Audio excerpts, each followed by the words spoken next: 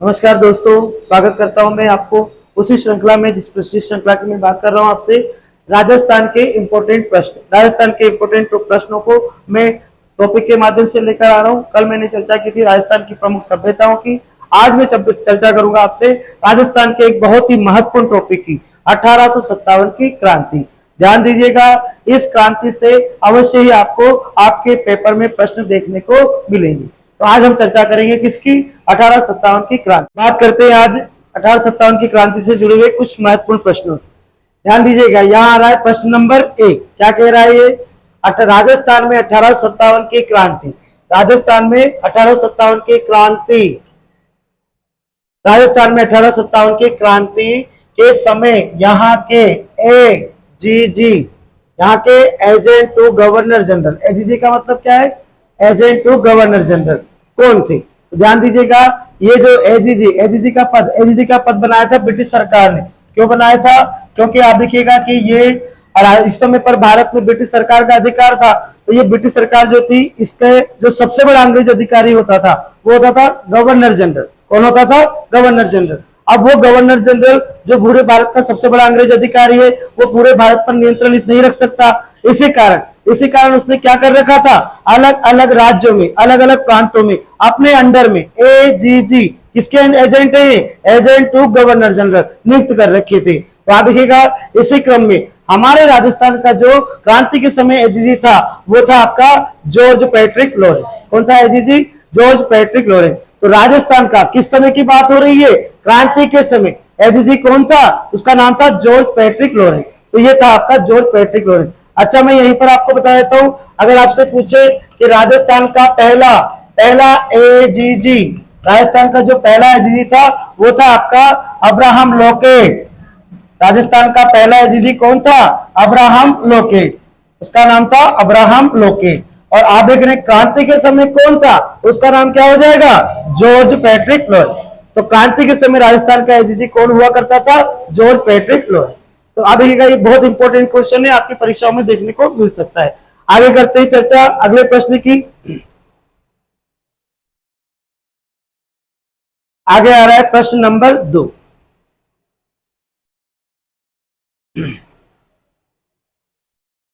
प्रश्न नंबर 2 क्या कह रहा है आपसे? ध्यान दीजिएगा, प्रश्न नंबर 2 कह रहा है आपसे, एक सेकेंड। प्रश्न नंबर 2 क्या कह रहा है? अंग्रेजों के शासन काल में राजस्थान में पॉलिटिकल रेजिडेंस का मुख्यालय था। कहां पर मुख्यालय था?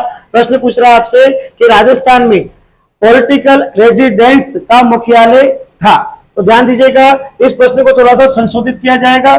पॉलिटिकल रेजिडेंस का मुख्यालय नहीं था, ये था आपका एजीजी का मुख्यालय। किसका मुख्यालय था? एजीजी। अभी मैंने बताया अभी पिछले प्रश्न में कि ये जो एजीजी होते थे, एजेंट टू गवर्नर जनरल, ये राज्यों के सबसे बड़े अंग्रेज अधिकारी हुआ करते थे। तो राजस्थान का जो एजीजी था पैट्रिक लॉरेंस, अभी इससे पहले प्रश्न में बात की हमने, तो अभी का उसका जो मुख्यालय हुआ करता था वो हुआ करता था अजमेर। कहां पर होता था? अजमेर। और अजमेर में आप देखिएगा एक किला था जिसका नाम था मैगजीन फोर्ट। अजमेर में किला है जिसका नाम क्या है? Magazine fort. मूल रूप से ये किला अकबर का किला है। किसने बनाया? अकबर। पर इस किले पर 1801 में ब्रिटिश सरकार ने अधिकार कर लिया था और इसे बनाया था अपना शस्त्रागार। तब से इस किले का नाम क्या हो गया? Magazine fort. इसका सबसे प्रसिद्ध नाम क्या है? Magazine fort. तो अभी आपका जो राजस्थान का एजीजी था, पॉलिटिकल रेजिडेंट का मुख्यालय, यानी अंग्रेजों का राजस्थान में सबसे बड़ा मुख्यालय, ऑफिस, हेड ऑफिस कौन सा था? तो वो था अजमेर में। और कहां पर था अजमेर में? Magazine fort. तो इनका मुख्यालय नॉर्मल दिनों में कहां रहता था? मैगजीन फोर्ट में। लेकिन ध्यान दीजिएगा, इस मुख्यालय को गर्मियों में, ग्रीष्म काल में, यह जो मुख्यालय है भी, इस मुख्यालय को ग्रीष्म काल में कहां पर? माउंट आबू ट्रांसफर कर देते थे, क्योंकि अंग्रेजों को गर्मी ज्यादा लगती है। तो ये कहां भाग जाते थे गर्मियों में? माउंट आबू। तो कहने का मतलब ये कि 6 महीने तो रहता था अजमेर के मैगजीन फोर्ट में, और 6 महीने कहां रहता था? लगभग माउंट आबू में। तो ग्रीष्म काल में इनका मुख्यालय कहां होता था? माउंट आबू में। बहुत इंपॉर्टेंट क्वेश्चन। पॉलिटिकल रेजिडेंस यानी एजीजी का मुख्यालय कहां होता था? अजमेर में, अजमेर के मैगजीन फोर्ट में। और ग्रीष्म काल में यह मुख्यालय कहां चला जाता था? माउंट आबू में चला जाता। अच्छा प्रश्न है। आगे बात करेंगे अगले प्रश्न की। आगे आ रहा है प्रश्न आपका सन 1857 ईस्वी के विद्रोह के समय राजस्थान में सैनिक छावनियां थी। कहने का मतलब है कि जब 1857 की क्रांति हुई थी तो उस समय पर राजस्थान में कितनी सैनिक छावनियां थी? तो राजस्थान में इस समय पर कितनी सैनिक छावनियां थी? 6 सैनिक छावनियां थी। और ये कौन कौन सी थी? तो ध्यान दीजिएगा, एरिनपुरा कौन सी थी? एक तो एरिनपुरा, नीमच, ब्यावर, नसीराबाद, देवली, खेरवाड़ा, ये 6 सैनिक छावनियां यहाँ पर हुआ करती थी। राजस्थान में सैनिक छावनियों की संख्या कितनी थी क्रांति के समय? 6 सैनिक छावनियां हुआ करती थी। मैं नाम बता देता हूं इन सब छावनियों के। अब एक ट्रिक से याद कर लेंगे हम। एनी ना ब्याह देखें, एनी ना ब्याह देखें, किसी गाइड में लिखा हुआ है, मैंने वहां से नोट किया इसको। एनी ना ब्याह देखें, तो अब ये ऐसे क्या बन जाएगा? एरिनपुरा, ऐसे हो जाएगा एरिनपुरा। नीचे हो जाएगा नीमच। ध्यान दीजिएगा, इस समय नीमच राजस्थान यानी मेवाड़ रियासत के अधीन था, जबकि ये नीमच वर्तमान में कहां पड़ता है? मध्य प्रदेश में पड़ता है। लेकिन क्रांति के समय ये राजस्थान की मतलब मेवाड़ रियासत के अंडर में था। तो नीमच, ना से बना लेंगे हम नसीराबाद, ना से क्या बना लेंगे हम? नसीराबाद। ब्याह, ब्याह से बना लेंगे ब्यावर, ब्याह से बन जाएगा ब्यावर। दे से हो जाएगा देवली, दे से हो जाएगा देवली, और खे से हो जाएगा खेरवा। तो इस प्रकार क्रांति के समय राजस्थान में अंग्रेजों ने कितनी ब्रिटिश छावनियां बना रखी थी? 6 सैनिक छावनियां। एरीपुरा, नीमच, नसीराबाद, ब्यावर, देवली और खेरवाड़ा, ये 6 सैनिक छावनियां थी। और इन 6 सैनिक छावनियों में कुल मिलाकर 10th क्लास की किताब में क्या लिखा है आपके? कुल मिलाकर यहाँ पर 5000 कितने? 5000 भारतीय सैनिक थे। 5000 कितने? भारतीय सैनिक। कौन से सैनिक थे? केवल भारतीय सैनिक थे, और उनमें एक भी अंग्रेज सैनिक नहीं। और इनको कंट्रोल करने के लिए अब ये 30 अंग्रेज अधिकारी यहां पर नियुक्त थे। यहां पर थे कितने अधिकारी? 30 अंग्रेज अधिकारी यहां पर हुआ करते थे। तो यहां पर ये जो 6 सैनिक छावनियां बताई क्रांति के समय, इन 6 सैनिक छावनी में कुल मिलाकर कितने भारतीय सैनिक थे? 5000 भारतीय सैनिक थे, और इनमें एक भी अंग्रेज सैनिक नहीं था। इनको कंट्रोल करने के लिए कितने अंग्रेज अधिकारी हुआ करते थे? 30 अंग्रेज अधिकारी हुआ करते थे। तो आप देखिएगा इस प्रश्न का उत्तर क्या हो जाएगा? राजस्थान में सैनिक छावनियां कितनी थी क्रांति के समय? 6 थी। कौन कौन सी थी? तो एनी ना ब्याह देखें, आप आसानी से इसको याद रख सकते हैं। एरिनपुरा, नीमच, नसीराबाद, एरिनपुरा, नीमच, नसीराबाद, ब्यावर, देवली और खेरवाड़ा, ये 6 सैनिक छावनियां थी। और इन सैनिक छावनियों में से एक तो खेरवाड़ा छावनी और एक ब्यावर छावनी, इन दोनों छावनियों में क्रांति नहीं। तो कुल मिलाकर यहाँ पर कितनी सैनिक छावनियां थी? 6 सैनिक छावनी। बहुत अच्छा प्रश्न, ध्यान दीजिएगा इस प्रश्न पर। आगे बात करूंगा मैं अगले प्रश्न की। प्रश्न नंबर 4, प्रश्न नंबर 4, ध्यान दीजिएगा। प्रश्न नंबर 4 क्या कह रहा है आपसे? 1857 की क्रांति के समय मेजर स्पोर्टिसवुड और कर्नल न्यूबरी की हत्या किस छावनी में की गई थी? 2 अंग्रेज अधिकारियों की हत्या हुई थी, जिसमें एक का नाम क्या है? स्पोर्टिसवुड, और एक का नाम क्या है? न्यूबरी। न्यूबरी। तो इन दोनों की हत्या कहां पर की गई थी? ध्यान दीजिएगा, राजस्थान में 1857 की क्रांति का जो बिगुल बजा था वो बजा था नसीराबाद छावनी से। कहां से बजा था? नसीराबाद छावनी से। तो इसी नसीराबाद छावनी के अंग्रेज अधिकारी हुआ करते थे स्पोर्टिसवुड और न्यूबरी। तो अब ये कुल मिलाकर नसीराबाद, आपको मैं बता देता हूं, राजस्थान में क्रांति का श्री गणेश यानी प्रारंभ कहां से हुआ? तो इसी नसीराबाद छावनी से हुआ था। और कब हुआ था? तो 28 मई 1857। 28 मई 1857 को राजस्थान में क्रांति की शुरुआत कहां से हुई थी? इसी नसीराबाद छावनी से। तो आप देखिएगा यहाँ पर यहाँ के क्रांतिकारियों ने क्रांति करते हुए नसीराबाद छावनी में 4 अंग्रेज अधिकारियों का, कितने अंग्रेज अधिकारियों का? 4 अंग्रेज अधिकारियों का खून निकाला था। यहाँ पर इन्होंने मारे थे कुल मिलाकर कितने अंग्रेज अधिकारी? 4 अंग्रेज अधिकारियों का यहाँ पर इन्होंने खून निकाला था। और अब अभी इनमें से 4 में से 2 तो मर गए थे, जिनके नाम यहाँ लिखे, एक तो स्पोर्टिसवुड और एक न्यूबरी। तो इन दोनों की तो क्रांतिकारियों ने क्या कर दी थी? हत्या कर दी थी। कुल मिलाकर नसीराबाद छावनी में 4 अंग्रेजों को मारा गया था, जिसमें स्पोर्टिसवुड और न्यूबरी तो क्या हो गए थे? मर गए थे। पर 2 अंग्रेज अधिकारी, जिसमें आप देखिएगा एक तो था कैप्टन लो, कैप्टन हार्डी, एक तो कौन था? कैप्टन हार्डी, और एक था लेफ्टिनेंट लो, एक था कौन? लेफ्टिनेंट लो। तो अभी का ये दो अंग्रेज अधिकारी जो थे वो घायल हुए थे, दो तो मर गए थे। कौन कौन? स्पॉटिसवुड और न्यूबरी तो मर गए थे, चारों में से दो तो मर गए थे, इसमें दो का नाम क्या है? स्पॉटिसवुड और न्यूबरी। और कैप्टन हार्डी और लेफ्टिनेंट लोग यहाँ पर क्या हुए थे? घायल हुए थे इस समय पर। तो कुल मिलाकर नसीराबाद छावनी में क्रांतिकारियों ने 4 अंग्रेज अधिकारियों का खून निकाला था, इसमें दो तो मर गए। कौन कौन मरे? स्पॉटिसवुड और न्यूबरी, और दो यहाँ पर घायल होकर ही रह गए थे, कैप्टन हार्डी और लेफ्टिनेंट लोग। कैसे याद रखेंगे इसको? ध्यान दीजिएगा, इसका क्या नाम है? स्पॉटिसवुड। वुड का मतलब लकड़ी, वुड का मतलब क्या होता है? लकड़ी। तो लकड़ी का टुकड़ा था, जल्दी टूट जाएगा। और ये न्यूबरी, न्यूबरी नया नया, न्यूबरी का मतलब हम क्या मान रहे हैं? नया नया। तो ये दोनों एक तरह से ये लकड़ी का टुकड़ा, ये भी नरम है और ये भी नया नया न्यूबरी, तो ये दोनों तो मर गए थे। और कैप्टन हार्डी और लेफ्टिनेंट लोग घायल हुए थे। क्यों? अभी को इनका नाम ही क्या है? Captain Hardy. हार्डी का मतलब क्या होता है? हार्ड, मजबूत, कठोर। एक तो ये बच गया, और एक तो लेफ्टिनेंट लोग, लोग भी कैसा होता है? मजबूत होता है। तो ये दोनों मजबूत थे, एक तो हार्ड था और एक मजबूत था। तो ऐसे हालत में ये दोनों तो घायल होकर रह गए थे और दो मारे गए थे, जो कौन कौन थे?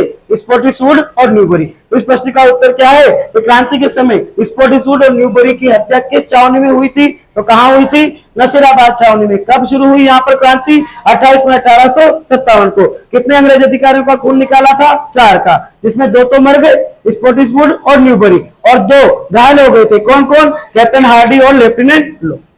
ठीक है बात। तो ये प्रश्न हुआ आपका, अच्छा सा प्रश्न निकला यहां से।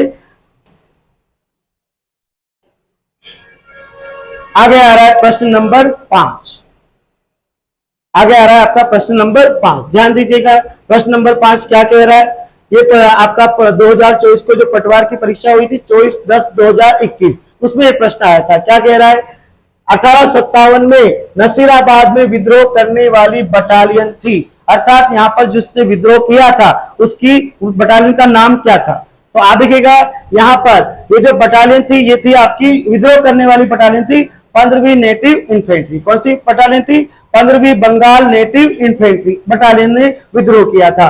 और आपको मैं बता दूं, नसीराबाद छावनी में क्रांति के समय कुल 3 टुकड़ियां थी। कुल मिलाकर कितनी टुकड़ियां थी? 3। आगे यहाँ पर ये वाली टुकड़ी भी थी, कौन सी वाली? 30वीं बंगाल नेटिव इन्फेंट्री। और यहाँ पर पहली बंबई लोचर्स के सैनिक भी थे। 3 टुकड़ियां थी, जिसमें आप देखिएगा विद्रोह करने वाली टुकड़ी पूछी है यहाँ पर, तो वो कौन सी थी?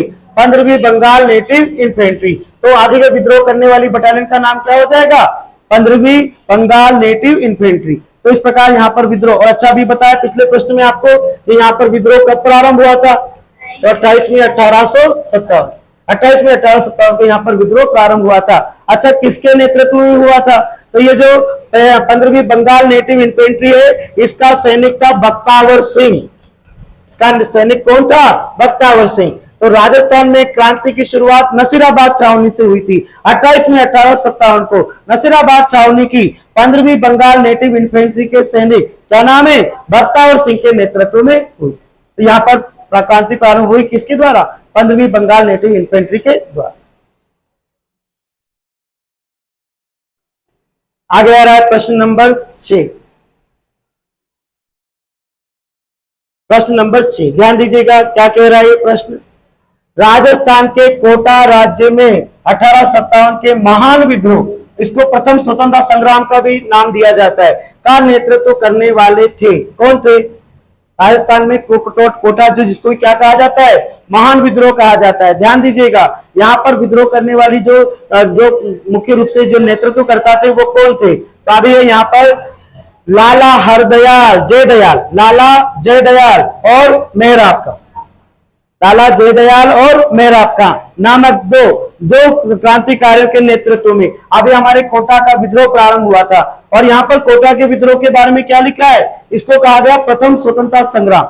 ध्यान दीजिएगा, पूरे भारत का एकमात्र सुनियोजित और सुनियंत्रित विद्रोह कोटा में हुआ। तो इसे क्या कहा जाता है? प्रथम स्वतंत्रता संग्राम, महान विद्रोह। ध्यान दीजिएगा, कोटा रियासत में जो विद्रोह हुआ था, ये 15 अक्टूबर 1857 को प्रारंभ हुआ था। कब प्रारंभ हुआ था? 15 अक्टूबर 1857। 15 अक्टूबर 1857 को कोटा का विद्रोह प्रारंभ हुआ था। और किसके नेतृत्व में हुआ था? तो लाला जयदयाल और मेहराब खां के नेतृत्व में। लाला जयदयाल अब ये कोटा दरबार के वकील हुआ करते थे। लाला जयदयाल कौन थे? कोटा दरबार के वकील हुआ करते थे। और ये जो मेहराब खां था, ये राजकीय सेना में रिसालदार के पद पर था। तो ये दोनों ही राजकीय मतलब कौन के राजा के दरबार में ही थे। एक तो था कौन?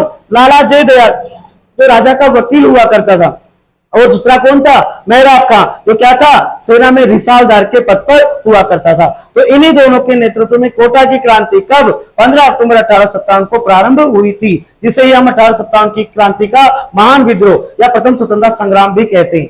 मैं कहता हूं पूरे भारत का एकमात्र सुनियोजित और सुनियंत्रित विद्रोह हमारे कोटा में हुआ था। और कब हुआ था ये प्रारंभ? 15 अक्टूबर 1857, जयदयाल और मेहराब खां के लिए। आगे चलते हैं। आगे आ रहा है प्रश्न नंबर 7। ध्यान दीजिएगा, प्रश्न नंबर 7 क्या कह रहा है? राजस्थान में कहां मेहराब खान ने 1857 के विद्रोह का नेतृत्व किया था? अभी जस्ट पिछले प्रश्न में चर्चा हुई। अभी ये कौन थे? ये कहां के थे? कोटा। और अभी भी बताया आपको, कोटा में ये कोटा की राजकीय सेना में किस पद पर थे? रिसालदार थे। कौन थे?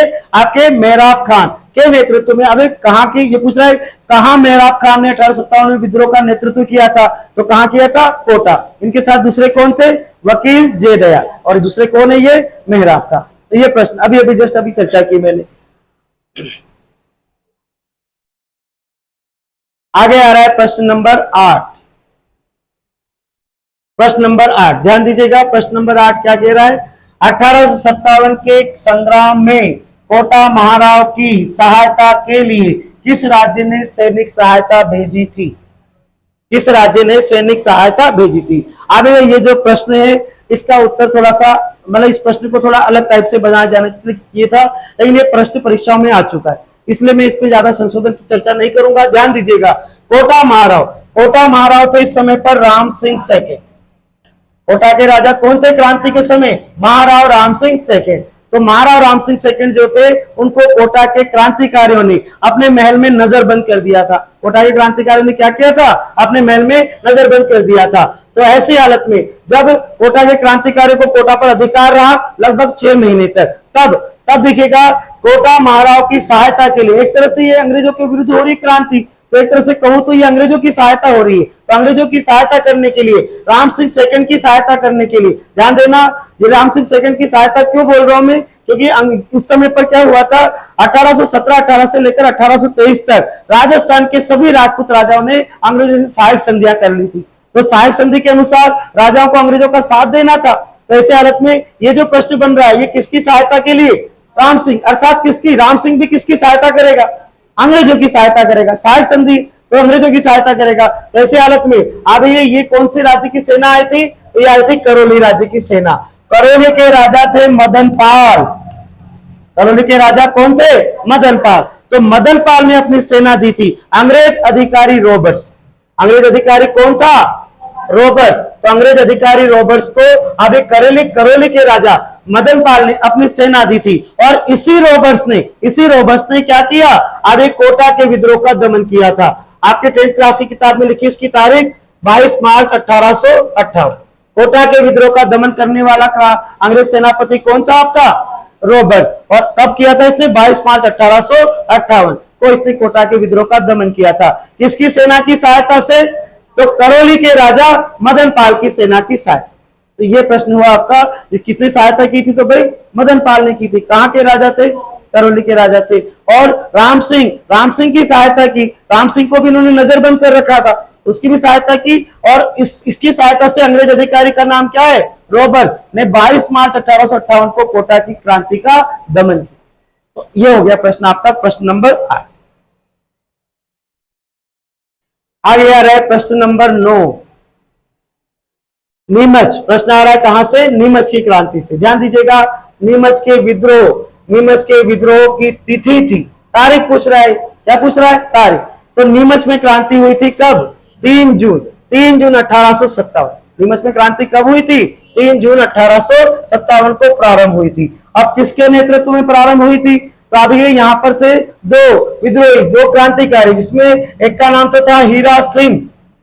एक का नाम तो क्या था? हीरा सिंह। और एक का नाम था मोहम्मद अली बेग। एक का नाम क्या था? मोहम्मद अली बेग। तो नीमच की क्रांति 3 जून 1857 को हीरा सिंह और मोहम्मद अली बेग के नेतृत्व में प्रारंभ हुई थी। तो नीमच में क्रांति की तिथि क्या हो जाएगी आपकी? 3 जून 1857 को यह विद्रोह प्रारंभ हुआ।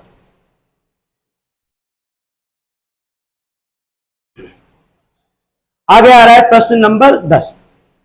प्रश्न नंबर 10 क्या कहता है? ध्यान दीजिएगा। ये कह रहा है कि नीमच छावनी से विद्रोही सैनिक दिल्ली जाते समय किस छावनी में पहुंचे? किस छावनी में दिल्ली जाते समय किस छावनी में पहुंचे थे? तो ऐसे हालत में आप देखिएगा, मैंने अभी थोड़ी देर पहले कुछ प्रश्नों के पहले मैंने आपको बताया राजस्थान में कितनी सैनिक छावनियां थी? 6 सैनिक छावनियां थी। तो ध्यान दीजिएगा, उसमें सैनिक छावनियां कौन कौन सी थी? एरीपुरा, नीमच, नसीराबाद, ब्यावर, देवली और खेड़वा। तो ऐसे हालत में आप नीमच छावनी के जो विद्रोही थे इनका रास्ता क्या था? मैं बता देता हूं आपको। नीमच छावनी के विद्रोही नीमच में क्रांति करके चित्तौड़, बनेड़ा, नसीराबाद। चित्तौड़ सबसे पहले कहां गए? ये चित्तौड़। यहाँ के जो विद्रोही थे वो कहां गए? चित्तौड़ गए। फिर बनेड़ा पहुंचे, हमीरगढ़। बनेड़ा से कहां पहुंचे थे? हमीरगढ़। इन सबके बंगलों को, अंग्रेज अधिकारियों के बंगलों को इन्होंने लूटा। इसके बाद ये लोग पहुंच गए थे शाहपुरा। यहाँ के विद्रोही कहां गए थे? शाहपुरा गए। शाहपुरा के राजा लक्ष्मण सिंह हुआ करते थे, तो लक्ष्मण सिंह ने इनको भोजन और विश्राम दिया था। फिर लक्ष्मण सिंह शाहपुरा से निकलकर ये निम्बाहेड़ा पहुंचे। तो निम्बाहेड़ा की जनता ने इनका भव्य स्वागत किया था। निम्बाहेड़ा के बाद ये लोग पहुंच गए थे देवली। कहां पहुंच गए थे? देवली। तो अभी ये कहां पहुंचे थे? देवली। और देवली जानते हो, देवली एक छावनी थी। देवली क्या थी आपकी? छावनी। तो देवली छावनी पहुंच गए थे। किस छावनी में पहुंचे थे? तो कौन सी छावनी में पहुंचे थे? देवली छावनी में पहुंचे थे। और देवली छावनी के सैनिकों को अपनी तरफ मिलाकर इन्होंने देवली में भी विद्रोह कर दिया था। और फिर देवली से इनको टोंक की जनता ने आमंत्रित किया। तो फिर ये देवली से गए टोंक और वहां जाकर इन्होंने विद्रोह किया। और फिर टोंक से आगरा होते हुए दिल्ली चले गए थे। ध्यान रखना, नीमच छावनी के विद्रोही नीमच छावनी के अलावा किस छावनी में गए थे? तो देवली छावनी में गए थे। और इन्हीं के नीमच छावनी के विद्रोहियों के सहयोग से देवली में भी विद्रोह हुआ था, क्रांति हुई थी। देवली छावनी को उन्होंने लूट लिया था। तो यह था आपका प्रश्न कि नीमच छावनी के सैनिक विद्रोह के समय कहां, कौन सी छावनी में पहुंचे थे? तो कौन सी छावनी पहुंचे थे? देवली पहुंचे।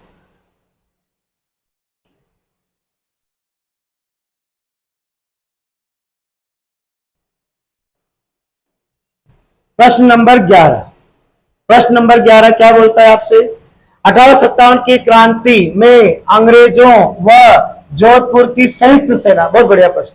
1857 की क्रांति में अंग्रेजों व जोधपुर की संयुक्त सेना को पराजित करने वाला कौन था? किसने पराजित किया था? तो ध्यान दीजिएगा, यह चर्चा हो रही है आपसे आहुआ के विद्रोह की। कहां की चर्चा हो रही है? आहुआ के विद्रोह की। तो आप देखिएगा, ये जो आपका युद्ध हुआ था अंग्रेजों और जोधपुर की संयुक्त सेना जो आई थी, वो आई थी किस युद्ध में? आप ये आई थी बिथोड़ा के युद्ध। इसके युद्ध में आई थी बिथोड़ा के युद्ध। और बिथोड़ा का जो युद्ध हुआ था वो हुआ था कब? 8 सितंबर 1857। 8 सितंबर 1857 को बिथोड़ा का युद्ध हुआ था। इस युद्ध में क्रांतिकारियों ने आहुआ के ठिकानेदार ठाकुर कुशाल सिंह, कौन से कुशाल, क्या नाम इनका? आहुआ के ठाकुर कुशाल सिंह के नेतृत्व में बिथोड़ा के युद्ध में क्रांतिकारियों ने अंग्रेजों और जोधपुर की संयुक्त सेना को क्या किया था? पराजित किया था। अच्छा, मैं यहां पर आपको नाम बता देता हूं। अंग्रेज सेनापति आया था हीथकोट। अंग्रेज सेनापति कौन आया था इस समय सेना लेकर? हीथकोट। और जोधपुर की जो सेना थी उसके 2 सेनापति थे। इसमें एक का नाम था अनार सिंह, एक का नाम क्या था? अनार सिंह। और एक था कुशल राज। एक तो था आपका अनार सिंह और एक कौन था? कुशल राज। तो आप ये दोनों तो आए थे जोधपुर की सेना लेकर, अनार सिंह और कुशल राज। और अंग्रेजों की सेना कौन लेकर आया था? हीथकोट। तो इन दोनों की मतलब ये 3 हो गए, 3 सेनापति हो गए, कांग्रेस सेनापति और 2 जोधपुर के राजा के सेनापति। इन तीनों की संयुक्त सेना को 8 सितंबर 1857 को बिथोड़ा नामक स्थान पर ठाकुर कुशाल सिंह, आहुआ के ठिकानेदार ठाकुर कुशाल सिंह के नेतृत्व में क्रांतिकारियों ने इन दोनों की संयुक्त सेना को पराजित किया था। और आपको मैं बता दूं, इस युद्ध में ये अनार सिंह मारा गया। इस युद्ध में कौन मरा था? अनार सिंह मारा गया था। और अच्छा प्रश्न, बिथोड़ा का युद्ध भारतीय इतिहास में भी 1857 की क्रांति में एक बहुत बड़ा महत्व रखता है। बिथोड़ा नामक स्थान पाली में पड़ता है। और ये आहुआ ठिकाना भी कहां पर है वर्तमान में? पाली में पड़ता था। और सब कुछ किस रियासत के अंतर्गत थे? ये जोधपुर रियासत। तो वहां पर हुआ था बिटोड़ा का। बहुत अच्छा प्रश्न, बहुत बढ़िया प्रश्न। आगे आ रहा है प्रश्न नंबर 12। प्रश्न नंबर 12, 1857 के विद्रोह के समय जोधपुर के महाराजा कौन थे? फिर जोधपुर से जुड़ा हुआ प्रश्न। 1857 की क्रांति के समय जोधपुर के जो महाराजा थे वो थे आपके तख्त सिंह। महाराजा कौन थे? तख्त सिंह। और इन्होंने भेजे थे अपने सेनापति दो, अनार सिंह और कुशल राज। तो उन्होंने लड़ा था बिटोड़ा का। अभी इसके पहले वाले प्रश्न में चर्चा कर रहे थे हम लोग। तो इस समय जोधपुर के महाराजा कौन हुआ करते थे आपके? तख्त सिंह। महाराजा तख्त सिंह इस समय पर जोधपुर यानी मारवाड़ रियासत के राजा।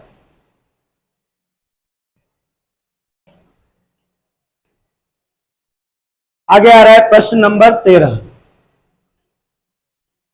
प्रश्न नंबर 13, खुशहाल सिंह की पराजय के बाद ब्रिटिश सेना ने आहुआ पर कब्जा किया था। खुशहाल सिंह की पराजय के बाद ब्रिटिश सरकार ने आहुआ पर कब कब्जा किया था? तो ध्यान दीजिएगा, ये जो प्रश्न है आपका, इसका उत्तर हो जाएगा 20 जनवरी 1858। कब कब्जा किया था? 20 जनवरी 1858। तो अभी यहाँ पर आहुआ का युद्ध हुआ था। कौन सा युद्ध हुआ था? आहुआ। आहुआ का युद्ध 20 जनवरी 1858 को हुआ था आहुआ का युद्ध। तब आया था अंग्रेज सेनापति होम्स। तब आया था कौन? अंग्रेज सेनापति होम्स। और इसी होम्स ने अभी इस युद्ध को जीतकर आहुआ के विद्रोह का क्या किया था? दमन किया था। तो इस प्रकार आहुआ के विद्रोह का दमन कब हुआ है? 20 जनवरी 1858। किसने किया है? तो अंग्रेज सेनापति होम्स ने किया है। तो ये प्रश्न है आपका आहुआ से जुड़ा हुआ, खुशहाल सिंह चंपावत के ठिकाने से जुड़ा हुआ। तो अभी आहुआ का युद्ध हुआ 20 जनवरी 1858 को। उसी समय अंग्रेज सेनापति होम्स ने क्या किया था? आहुआ के विद्रोह का दमन किया था और किले पर कब्जा कर लिया था। किले पर क्या कर लिया था? कब्जा कर लिया था। और कब्जा करके यहां से ले गया था ये सुगाली माता की मूर्ति। कौन सी माता? सुगाली माता की मूर्ति। सुगाली माता जिनको 1857 की क्रांति की देवी कहते, इन्हें क्या बोलते हैं? 1857 की क्रांति की देवी भी कहा जाता है। तो इन सुगाली माता की मूर्ति को ये होम्स उठाकर अजमेर ले गया था। सुगाली माता जिनके 10 सिर हैं और 54 हाथ हैं, और इन्हें क्या कहा जाता है? 1857 की क्रांति की देवी कहा जाता है। तो ये आपकी कहां का विद्रोह? ये आहुआ का। कब दमन हुआ इसका? 20 जनवरी 1858 को। किसने किया? होम्स ने किया। किस युद्ध में किया? आहुआ के युद्ध में किया। तो ये प्रश्न हुआ आपका प्रश्न नंबर 13। आगे चर्चा करूंगा मैं प्रश्न नंबर 14। 8 सितंबर 1857। प्रश्न आ रहा है 8 सितंबर 1857 को देश रिक्त स्थान है। स्थान पर ठाकुर खुशहाल सिंह की सेना ने जोधपुर की राजकीय सेना को पराजित किया। कहां पर किया? ध्यान दीजिएगा, अभी अभी 2 प्रश्नों पहले चर्चा की थी। बिटोड़ा का युद्ध 8 सितंबर 1857 को कौन सा युद्ध हुआ था? बिटोड़ा का युद्ध हुआ था। कौन सा युद्ध था ये? बिटोड़ा का युद्ध। बिटोड़ा नामक स्थान पाली में पड़ता है, वहां पर हुआ था 8 सितंबर 1857 को बिटोड़ा का युद्ध। तो इस युद्ध में अंग्रेजों की सेना हीथकोट के नेतृत्व में, पिछले प्रश्न में बात की, हीथकोट के नेतृत्व में तो आई थी अंग्रेजों की सेना, और राजा की, जोधपुर के राजा तख्त सिंह, अभी नाम बताया पिछले प्रश्न में, तख्त सिंह की सेना को लेकर आया था अनार सिंह और कुशल राज। तो इन तीनों की संयुक्त सेना को किसके नेतृत्व में? खुशहाल सिंह चंपावत, खुशहाल सिंह जो आहुआ का ठिकानेदार के नेतृत्व में बिटोड़ा के युद्ध में आप अंग्रेजों को इस जोधपुर की राजकीय सेना और अंग्रेजों की संयुक्त सेना को क्या किया था? पराजित किया था। तो अभी ये कौन सा युद्ध बता रहा है? बिटोड़ा। कौन सा युद्ध है ये? बिटोड़ा। बिटोड़ा का युद्ध हो जाएगा। कौन सा युद्ध? बिटोड़ा। बिटोड़ा का युद्ध। कौन सा स्थान है ये? बिटोड़ा। तो इस युद्ध में आप देखिएगा जोधपुर की राजकीय सेना को पराजित किया था खुशहाल सिंह की सेना।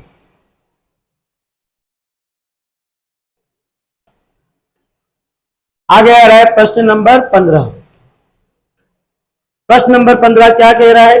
किस छावनी के सैनिक दस्तों ने 21 अगस्त 1857 को चलो दिल्ली मारो फिरंगी, चलो दिल्ली मारो फिरंगी नारे के साथ बगावत की यानी विद्रोह किया, क्रांति की। ध्यान दीजिएगा, ये जो प्रश्न है इसका उत्तर हो जाएगा आपका, ये कहां के सैनिक थे? हरिपुरा के सैनिक थे। कहां के सैनिक थे? हरिपुरा के। लेकिन ध्यान दीजिएगा, एरनपुरा के सैनिक जो थे क्रांति के समय, कुछ सैनिक एरनपुरा के कुछ सैनिक क्रांति के समय माउंट आबू में लगा रखे थे। कहां लगा रखे थे? माउंट आबू में। तो आप देखिएगा ये माउंट आबू में हुआ है विद्रोह कब? 21 अगस्त को। कब हुआ है? 21 अगस्त 1857 को। और एरनपुरा में ये जो विद्रोह हुआ था, ये सैनिक जब एरनपुरा छावनी पहुंचे माउंट आबू से वापस, तो 23 अगस्त को। कब हुआ है? 23 अगस्त 1857।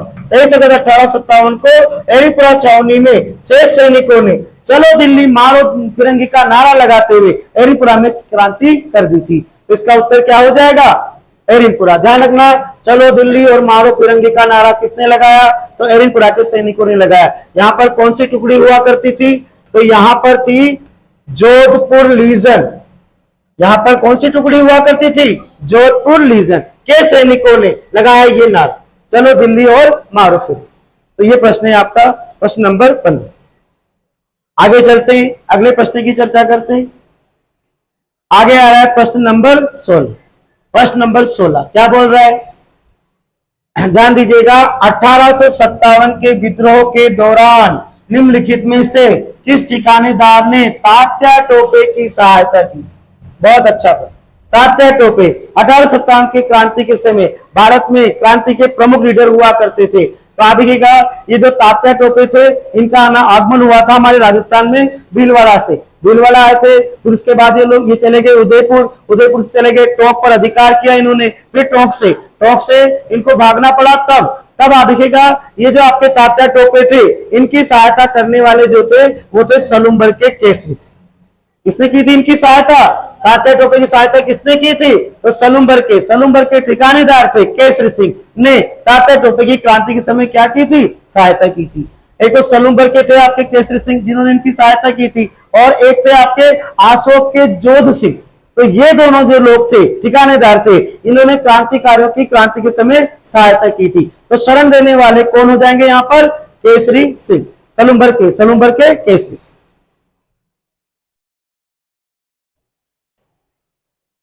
आगे आ रहा है प्रश्न नंबर 17।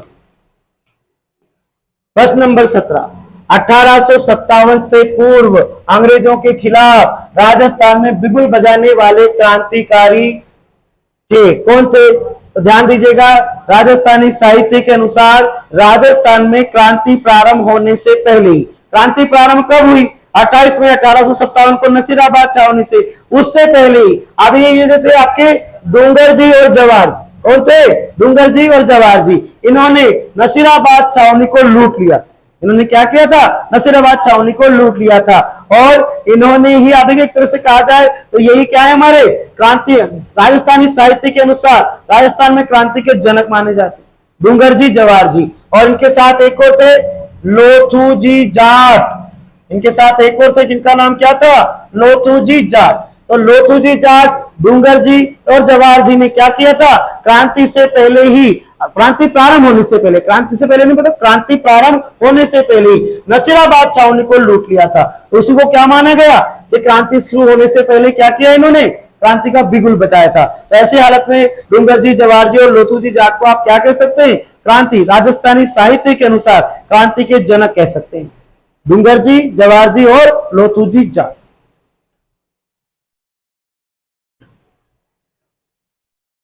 आगे आ रहा है प्रश्न नंबर 18। प्रश्न नंबर 18, 1857 की क्रांति के समय भरतपुर रियासत में ब्रिटिश पॉलिटिकल एजेंट कौन थे? कौन था ब्रिटिश पॉलिटिकल एजेंट? कौन था? तो आप ये कौन था आपका? मॉरिसन था। ध्यान दीजिएगा, क्रांति के समय राजस्थान में कुल 6 पीए थे। कितने थे? 6 पीए, पॉलिटिकल एजेंट। इनको क्या बोलते हैं? Political agent. तो क्रांति के समय राजस्थान में कितने पॉलिटिकल एजेंट हुआ करते थे? 6 हुआ करते थे। तो आप ये प्रश्न किसके बारे में पूछ रहा है? भरतपुर। तो भरतपुर के तो कौन थे? मॉरिसन। याद कीजिए, भरतपुर में ब्रज भाषा चलती है, तो हम बोलते हैं वहां पर तोरी मोरी, तेरी मेरी को क्या बोलते हैं? तोरी मोरी। तो मोरी से हो जाएगा मॉरिसन। इसके बाद अब ये मैं अगला बताऊं आपको पीए, तो कोटा के कौन थे? कोटा के थे पीए इस समय पर मेजर बर्टन। कोटा रियासत के पीए कौन हुआ करते थे? पॉलिटिकल एजेंट कौन हुआ करते थे? Major Burton. याद कीजिए इसको। मेजर का मतलब बड़ा, और बटन को पढ़ो बटन। बड़ा बटन कहाँ लगता है? तो कोट में लगता है। कहाँ लगता है? कोट में। बड़ा बटन, मेजर का मतलब बड़ा, और बटन को पढ़ो बटन, तो बड़ा बटन कहाँ लगता है? कोट में लगता है। तो एक हो गए कोटा के मेजर बटन। उदयपुर, उदयपुर, उदयपुर को झरनों की नगरी, झीलों की नगरी कहते हैं। उदयपुर को क्या बोलते हैं? झीलों की नगरी, लेक सिटी बोलते हैं उसको, और उसे ही बोलते हैं झरनों की नगरी। तो उदयपुर यानी झरनों की नगरी का पॉलिटिकल एजेंट हो जाएगा झरना। झरना यानी कौन? शावर। अंग्रेजी में झरने को क्या बोलते हैं? शावर। तो झरनों की नगरी का पॉलिटिकल एजेंट कौन हो गया? झरना यानी शावर्स हो गया।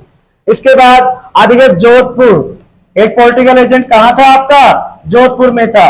और जोधपुर में था आपका मॉक मोशन। जोधपुर में कौन था आपका? Mock motion. ध्यान दीजिएगा, जोधपुर रेगिस्तानी प्रदेश है। जोधपुर कैसा प्रदेश है? रेगिस्तानी प्रदेश। तो वहां पर गर्मी के दिनों में, इस गर्मी के दिनों में आप चले जाओगे तो आपको हो जाएगा लूज मोशन। क्या हो जाएगा? Loose motion. तो आज से छोड़ो लूज मोशन को, जोधपुर गए तो क्या हो गया? Mock motion. क्या हो गया? Mock motion. जोधपुर का पीए कौन हो गया? Mock motion. इसके बाद जयपुर, इसके बाद जयपुर, तो जयपुर का जो पॉलिटिकल एजेंट था वो था आपका ईडन। ध्यान दीजिएगा, आजकल आईपीएल चल रहा है, आप देख रहे होंगे आईपीएल। तो जयपुर, जयपुर में है सवाई मानसिंह स्टेडियम। जयपुर में कौन सा स्टेडियम है? सवाई मानसिंह स्टेडियम। तो वो राजस्थान का सबसे बड़ा क्रिकेट स्टेडियम वर्तमान में कहूं तो। और आप जानते हैं कि हमारे भारत का सबसे बड़ा क्रिकेट स्टेडियम कौन सा होता था? Eden garden. कौन सा था पहले? ईडन गार्डन पहले। और आज तो मोटेरा है नरेंद्र मोदी स्टेडियम आपका अहमदाबाद में, लेकिन पहले कौन सा था? Eden garden. तो हम पहले की बात कर रहे हैं, क्रांति की बात करें तो पहले कौन सा हुआ करता था? राजस्थान का सबसे बड़ा cricket stadium Sawai Mansingh stadium. तो मैं कहूं कि राजस्थान का ईडन गार्डन कहां है? जयपुर में। कहां है? जयपुर में। ईडन गार्डन का मतलब सबसे बड़ा क्रिकेट स्टेडियम कहां पर है? जयपुर में। तो जयपुर का कौन हो जाएगा? ईडन। फिर आप देखिए, एक था आपका सिरोही में, एक था आपका कहां? सिरोही में। और सिरोही में कौन था? तो यहां पर था जेडी हॉल। यहां का जो पीए था उसका नाम क्या था? JD hall. क्या हम जानते हैं राजस्थान के सबसे ऊंचे ऊंचे पर्वत कहां है? सिरोही में। कहां पर है? सिरोही में। माउंट आबू मूल रूप से सिरोही में। तो अभी वहीं पर क्या मिलेंगे हमको? जबरदस्त हॉल। हॉल का मतलब बड़ी बड़ी गुफाएं कहां मिलेंगी? जहां ऊंचे ऊंचे पर्वत होंगे। तो ऐसे हालत में राजस्थान के सभी ऊंचे ऊंचे पर्वत कहां है आपके? सिरोही में। तो यहाँ का पीए कौन था? जेडी हॉल, जबरदस्त हॉल। तो ये 6 पॉलिटिकल एजेंट थे। भरतपुर का कौन हुआ? मॉरिसन। भरतपुर की भाषा तोरी मोरी, मोरी से हो गया मॉरिसन। कोटा में यानी कोट में बड़ा बटन यानी मेजर बटन। उदयपुर यानी झरनों की नगरी का झरना यानी शावर। जोधपुर गए तो क्या हो गया? लूज मोशन यानी मॉक मोशन। जयपुर में है हमारा ईडन गार्डन यानी ईडन। बात करें सिरोही में मिलेंगे जबरदस्त हॉल। बड़े बड़े पर्वत, ऊंचे ऊंचे पर्वत है वहां पर, तो वहीं मिलेंगे आपको जबरदस्त हॉल। तो ये 6 पॉलिटिकल एजेंट आपकी क्रांति के समय राजस्थान में ब्रिटिश सरकार ने तैनात कर रखे। आगे चलते हैं।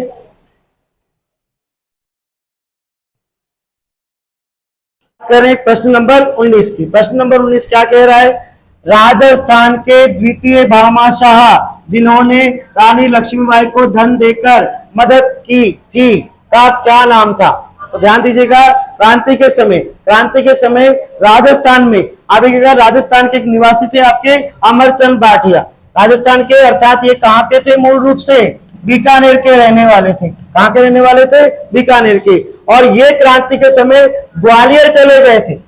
कहां चले गए थे? ग्वालियर। भारत में क्रांति का प्रमुख केंद्र है ग्वालियर, तो ग्वालियर चले गए थे। और वहां जाकर इसी अमरचंद भाटिया ने अपना धन जो था वो रानी लक्ष्मीबाई और तात्या टोपे जैसे क्रांतिकारियों को बांट दिया था। अपना धन दे दिया था किसको? रानी लक्ष्मीबाई और तात्या टोपे आदि क्रांतिकारियों को दे दिया था। तो इसी कारण इन्हें राजस्थान का दूसरा भामाशाह अर्थात द्वितीय भामाशाह के नाम से जाना जाता है। फिर ब्रिटिश सरकार ने क्या किया? तो इन्हीं अमरचंद भाटिया को राजस्थान के निवासी सबसे पहले, तो ध्यान देना, राजस्थान में क्रांति के पहले शहीद, राजस्थान में क्रांति के पहले शहीद यही अमरचंद भाटिया थे। कौन थे? अमरचंद भाटिया, जिन्हें बीकानेर के रहने वाले, जिन्हें क्या कहा जाता है? द्वितीय भामाशाह। क्यों राजस्थान का दूसरा भामाशाह? क्यों? क्योंकि इन्होंने अपना धन किसको बांटा था? रानी लक्ष्मीबाई और तात्या टोपे जैसे क्रांतिकारियों को बांट दिया था। तो याद कीजिए, इतिहास में, भारतीय राजस्थान के इतिहास में ऐसी घटना पहले भी हुई थी। राणा प्रताप, महाराणा प्रताप को भी अपना सारा धन दिया था भामाशाह, मेवाड़ के कर्ण कहलाते। और ऐसा ही काम यहाँ पर क्रांति के समय किसने किया है? अमरचंद भाटिया ने अपना सारा धन बांट दिया था क्रांतिकारियों को, जिसमें प्रमुख रूप से कौन था? रानी लक्ष्मीबाई और तात्या टोपे। इसी कारण ब्रिटिश सरकार ने अमरचंद भाटिया को, राजस्थान के बीकानेर के निवासी थे, इनको राजस्थान की ओर से सबसे पहले फांसी पर लटकाया था। तो ये राजस्थान के क्रांति के समय क्या माने जाते हैं? पहले शहीद माने जाते हैं। इन्हें राजस्थान का दूसरा भामाशाह कहते हैं। इन्हें अगर मैं कह दूं राजस्थान का मंगल पांडे, क्यों? क्योंकि मंगल पांडे भारत में पहले शहीद है, तो राजस्थान के पहले शहीद को हम क्या बोलेंगे? राजस्थान का मंगल पांडे। और देखिएगा ये कहां गए थे? ग्वालियर। तो ग्वालियर जाकर धन बांटा था इन्होंने, तो ये वहां पर ग्वालियर नगर सेठ, ग्वालियर नगर सेठ के नाम से भी प्रसिद्ध हुए। और यही राजस्थान के पहले शहीद माने जाते हैं। क्या नाम है इनका? अमरचंद भाटिया। इस प्रश्न का उत्तर हो जाएगा अमरचंद भाटिया। आगे आ रहा है प्रश्न नंबर 20। आगे आ रहा है प्रश्न नंबर 20। राजस्थान की क्रांति के समय धौलपुर का शासक कौन था? ये पूछ रहा है, धौलपुर का शासक। तो ध्यान दीजिएगा, राजस्थान में क्रांति जब हुई थी उस समय यहाँ के जो राजा थे वो थे आपके भगवंत सिंह। धौलपुर के शासक कौन थे? भगवंत सिंह। तो अभिगा धौलपुर के शासक भगवंत सिंह अंग्रेजों के समर्थक थे, इसलिए यहाँ पर कोई क्रांति नहीं हुई थी, कोई घटना नहीं हुई थी। लेकिन हुआ क्या? अक्टूबर, धौलपुर में थोड़ी सी घटना हुई। क्या घटना हुई? अक्टूबर 1857 को यहाँ पर इंदौर और ग्वालियर के विद्रोही घुस गए थे अक्टूबर 1857 में। और इंदौर और ग्वालियर के विद्रोहियों ने, क्रांतिकारियों ने, ये कहां के? इंदौर और ग्वालियर के क्रांतिकारी, तो ये घुस गए अक्टूबर 1857 में। कहां पर? धौलपुर। और इन्होंने यहां पर विद्रोह कर दिया। तो धौलपुर के राजा कौन थे क्रांति के समय? भगवंत सिंह। इनके समय पर यहाँ पर विद्रोह नहीं हुआ था, पर यहाँ की लोकल जनता ने विद्रोह नहीं किया। लेकिन अक्टूबर 1857 को यहाँ पर इंदौर और ग्वालियर के विद्रोहियों ने, क्रांतिकारियों ने धौलपुर में घुसकर यहाँ पर विद्रोह कर दिया था। तो इस प्रकार यहाँ के राजा कौन हो जाएंगे आपके? भगवंत सिंह। धौलपुर महाराजा थे इस समय पर भगवंत सिंह। आगे आ रहा है प्रश्न नंबर 21। और ये जुड़ा हुआ है किससे? डूंगर जी। ये क्या है? डूंगर जी।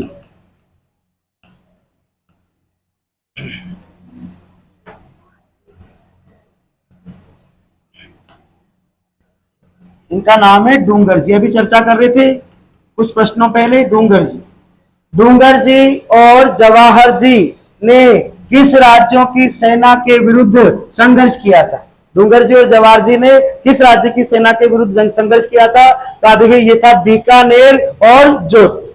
डूंगर जी और जवाहर जी ने क्रांति से पहले, मैंने बताया था नसीराबाद छावनी को लूटा था, उससे पहले उन्होंने किसके विरुद्ध? बीकानेर और जोधपुर रियासत के विरुद्ध इन्होंने विद्रोह किया था। की सेना? कौन से राज्य की सेना है? बीकानेर और जोधपुर की सेना के विरुद्ध क्या किया था इन्होंने? विद्रोह किया था, डूंगर जी और जवाहर।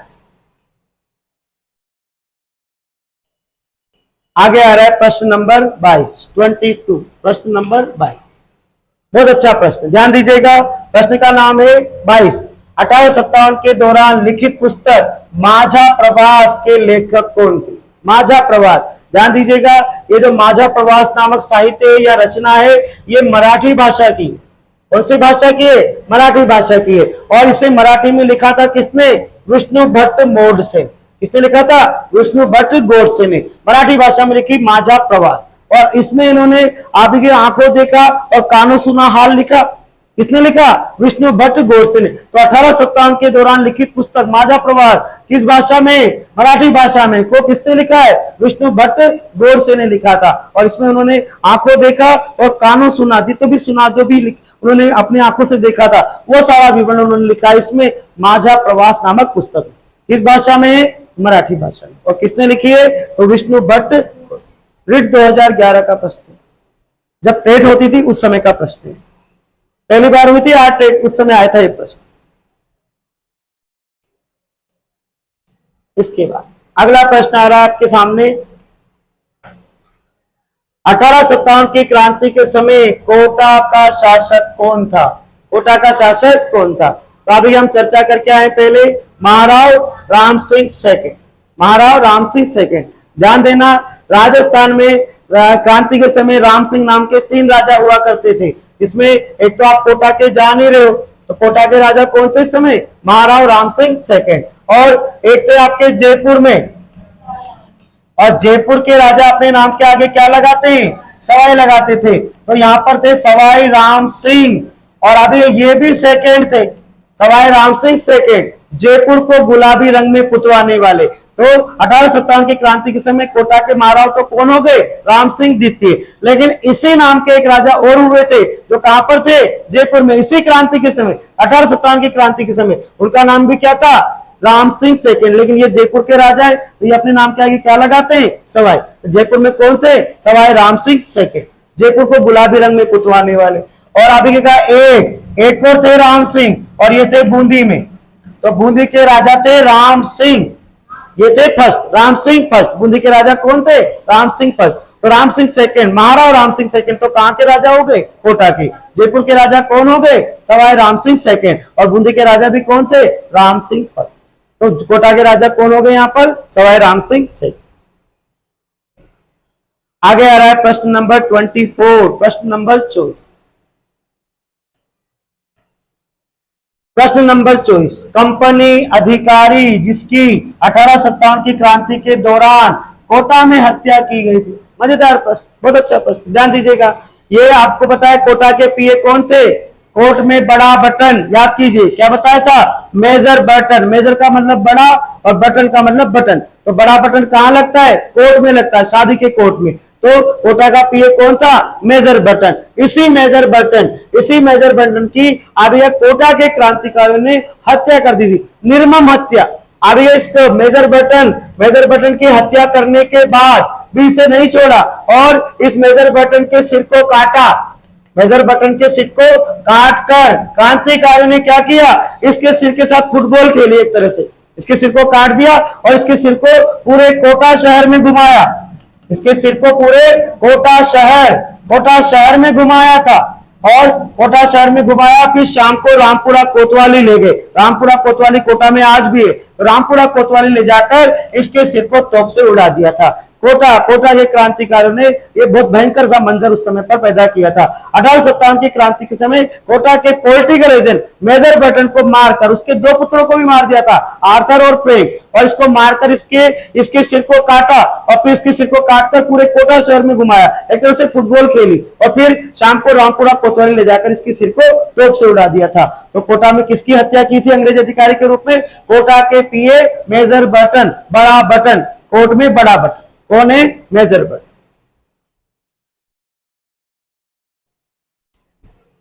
प्रश्न नंबर 25, अगला प्रश्न आ रहा है प्रश्न नंबर 25। प्रश्न आ रहा है आपके सामने 25वां।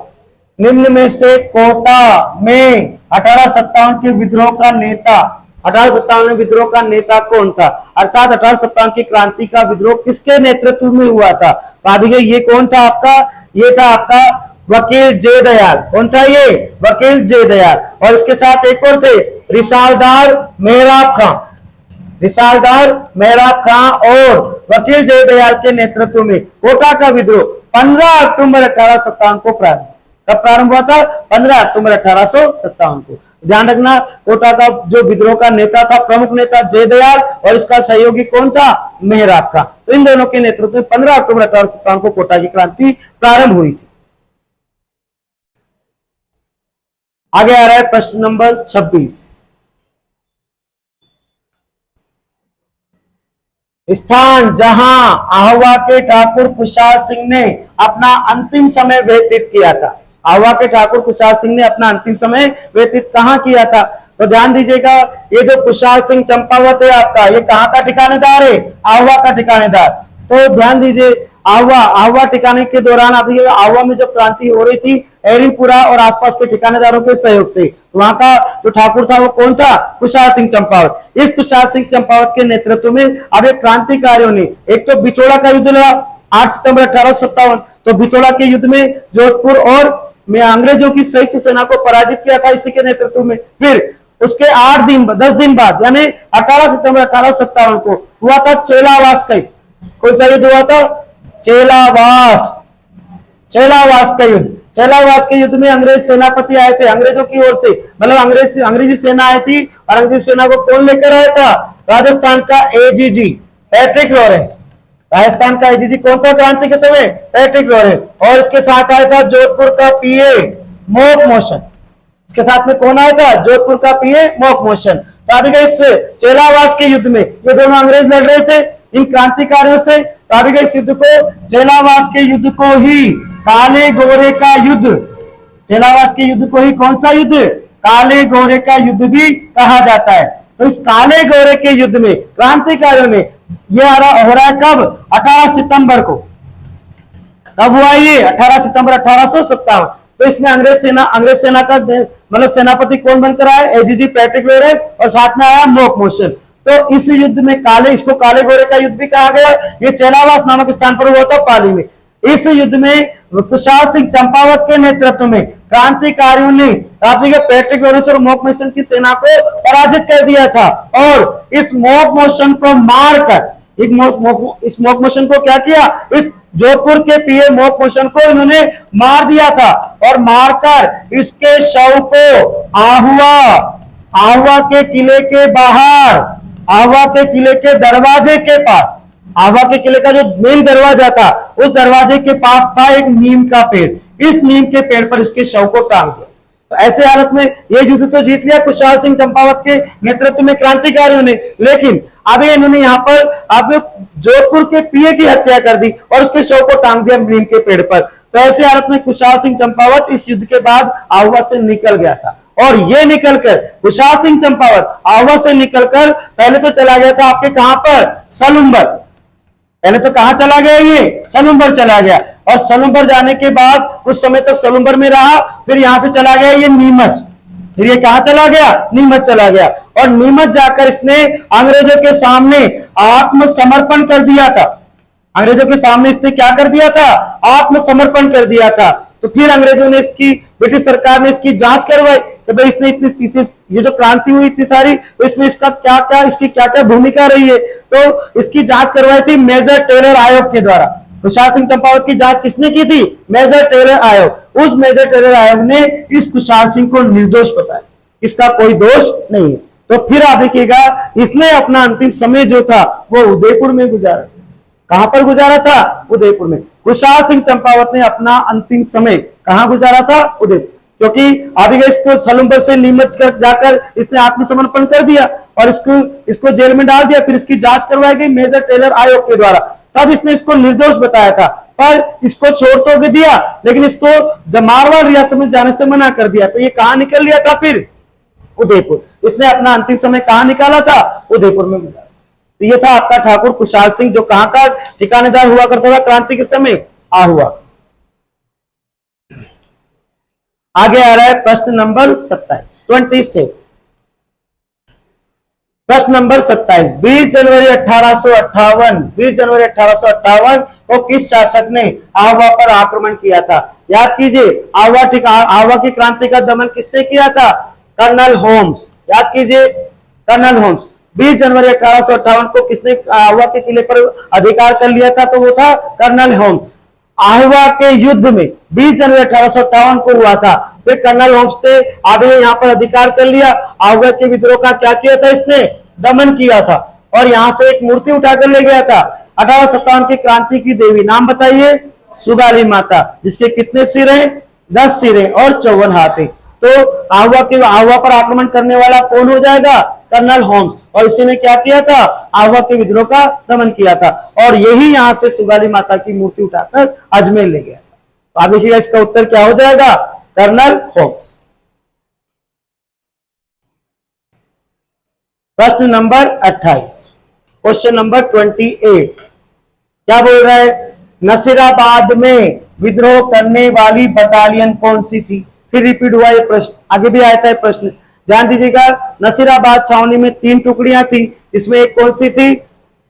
30वीं नेटिव इन्फेंट्री, एक थी 15वीं नेटिव इन्फेंट्री और एक थी पहली बंबई लॉन्सर्स के सैनिक। तो 3 टुकड़ियां थी।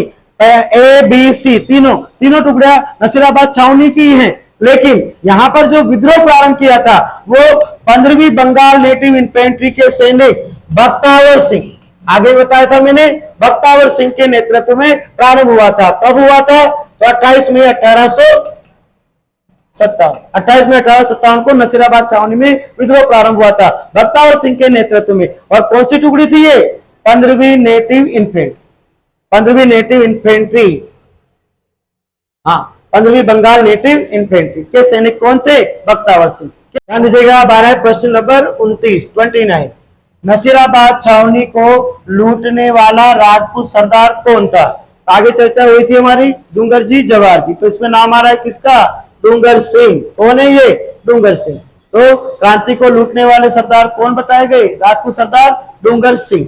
इस प्रश्न का उत्तर हो जाएगा डूंगर सिंह। इसके बाद आ रहा है आपका अंतिम प्रश्न आ रहा है प्रश्न नंबर 30 के रूप में। प्रश्न नंबर 30 ध्यान दीजिएगा। प्रश्न नंबर 30 क्या कह रहा है? 1857 के विद्रोह के दौरान मेजर बर्टन और उनके 2 पुत्र कहां मारे गए थे? तो अभी आपको बताया आगे, बड़ा बटन है ये क्या है? मेजर बटन यानी बड़ा बटन। और बड़ा बटन कहां लगता है? कोर्ट में लगता है। कोर्ट का मतलब क्या? कोटा। तो ध्यान दीजिएगा, ये सारे के सारे मेजर बटन और उसके 2 पुत्र, इसके 2 पुत्रों का नाम क्या था? तो एक का नाम तो था आर्थर, और एक का नाम था फ्रैंक। आर्थर और फ्रैंक से कोटा के क्रांतिकारियों ने मेजर बटन को उसके दोनों पुत्रों सहित मार दिया था। और मैंने बताया था इसके सिर को काटकर पूरे कोटा शहर में घुमाया और शाम को रामपुरा कोतवाली ले जाकर तोप से उड़ा दिया था। तो आज बहुत ही मजेदार प्रश्न आज हमने पढ़े 1857 की क्रांति। बहुत ही शानदार टॉपिक है और यहाँ से अवश्य ही आपका प्रश्न निकलेगा। और मेरा विश्वास है ये जो प्रश्न हमने चर्चा कर रहे हैं यहाँ पर, जिन प्रश्नों की हमने यहाँ पर चर्चाएं की है, इन प्रश्नों में से ही आपका कोई ना कोई सा प्रश्न आपकी परीक्षा में छपने वाला है। तो ध्यान दीजिएगा, इन प्रश्नों को बड़ी बारीकी से, बड़े ध्यान से, बड़े आराम से इनको प्रश्न को आप प्रैक्टिस कीजिएगा। बहुत अच्छे प्रश्न।